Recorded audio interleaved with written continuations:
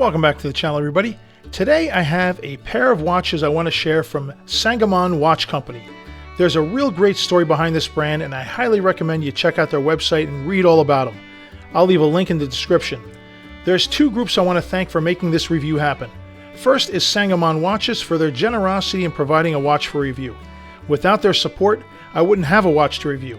Second is Ivan, a member and creator of the Watch Reviewers Collective. It's a collective of watch enthusiasts that review watches from micro brands and independent watch brands. After a reviewer shares their perspective on the watch is sent on a tour to the next reviewer to share their perspective. I'll leave links to all the reviewers so you can check out their take. These watches were sent for review by the Watch Reviewers Collective, and without Ivan's work with the brands, I would not have a watch to review. So a big thank you to Sangamon Watches and the Watch Reviewers Collective. Sangamon watches are inspired and steeped in rich Illinois history. Named after the Sangamon River that runs through Illinois, Sangamon takes a great pride in featuring their history of the land of Lincoln. And touching on Lincoln's history is the Lincoln's River Collection, inspired by Abraham Lincoln's entrepreneurial adventures on the Sangamon River. I'll be reviewing this watch a little later. There's also the Mother Road, Route 66.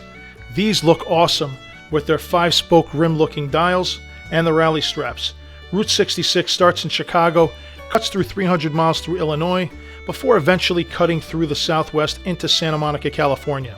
They also have the Omaha Beach Collection, not Illinois-inspired, but inspired by history, a tribute to the brave soldiers who fought for our freedom during World War II. A very important reminder during these political times. But we're here to talk about watches, not politics. And the first watch that I'm going to talk about is their American Railroad Collection, and I am going to read through their included card. Featuring authentic rail from the 1930s Pillsbury Plant in Springfield, Illinois, this watch honors the city's rich industrial and railroad heritage, a true piece of Illinois history on your wrist.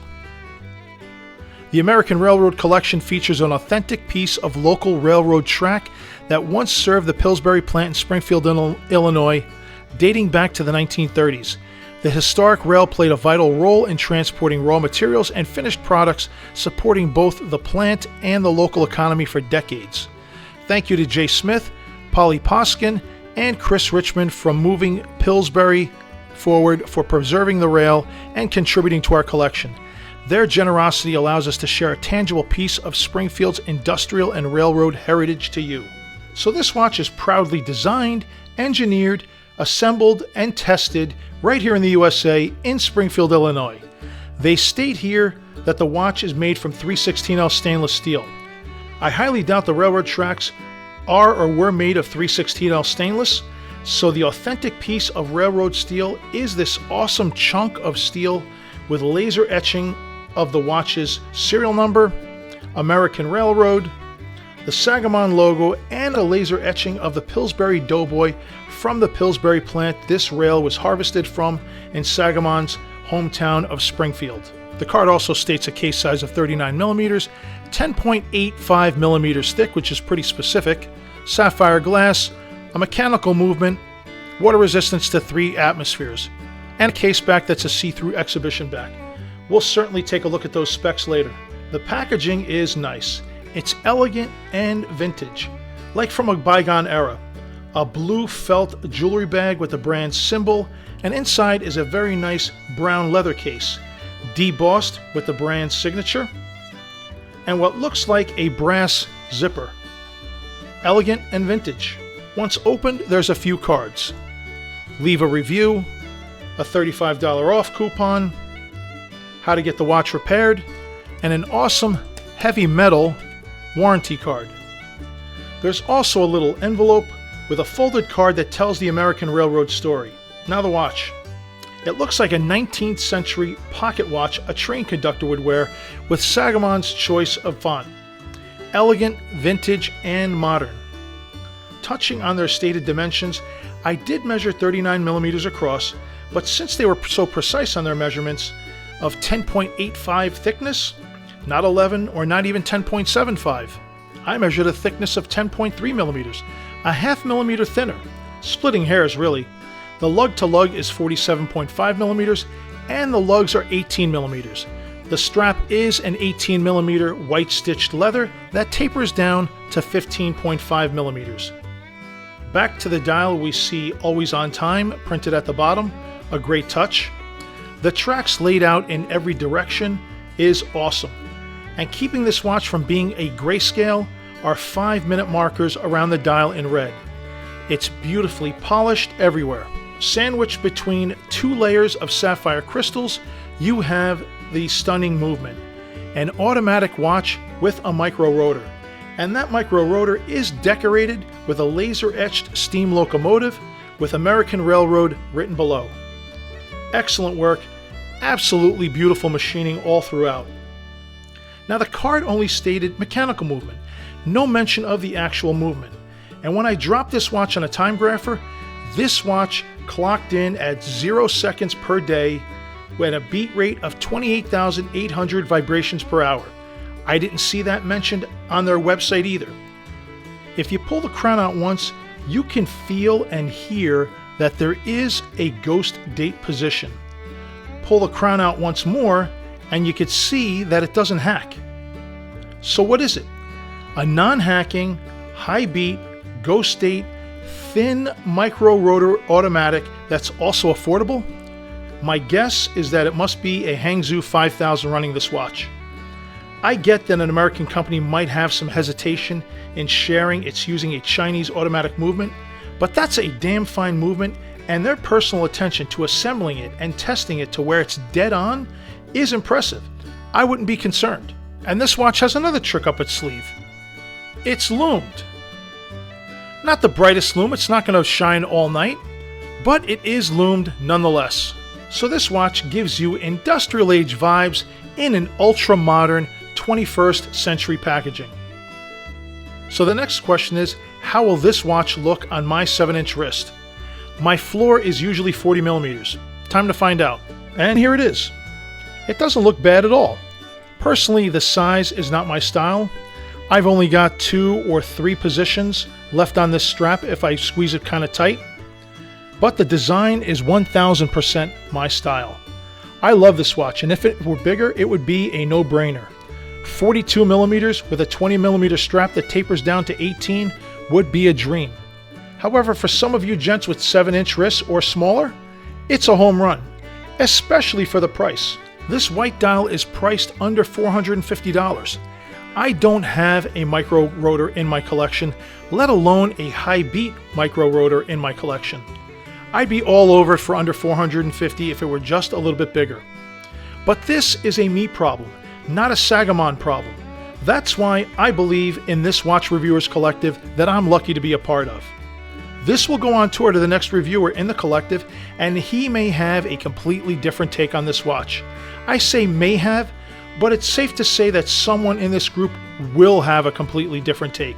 We're all different body types, personalities, different likes and styles. So this is a great opportunity for you, the viewer, to get all kinds of perspectives of the same exact watch. So in addition to subscribing to me, make sure you subscribe to those guys I left into the description as well. And if those guys aren't recommending you to subscribe to me, stop following them and follow me only. Got it? Good. I definitely got to get better lighting, but that's a different story for a different time. This next Sangamon watch I received has been around the block a few times. I say a few times because this watch went on its first tour back in 2020, and 6 years later it's back for another tour. This is the Lincoln's River Collection. I mentioned it in the beginning of the video. 6 years later and countless days, months, years of wrist time, and you're just about to see how well this watch has held up. But first is this beautiful cherry wood box. It's held up well too. Bubble wrap can only do so much with this much handling. I love the push button release that unlocks this box. Inside you have another little envelope, but the card inside this tells the story of the Lincoln's River. This is a very clean, simple, understated two-tone watch. Understated, but it's still got wrist presence. I could stand to lose a few links, but I'll leave them on for the next reviewer.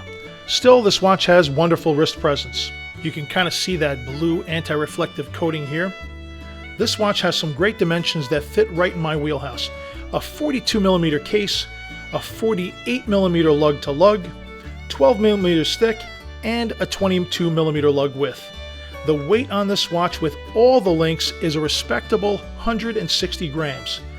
The bracelet is 22mm that tapers down to 20mm to a double push button butterfly clasp. Now, I am going to do my absolute best to try and capture that case back because there is a lot of detail there. There is way too much detail for me to describe.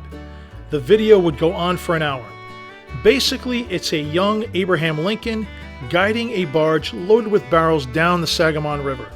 But there's also trees, grasslands, and mountains, and so much more. An astounding amount of detail here.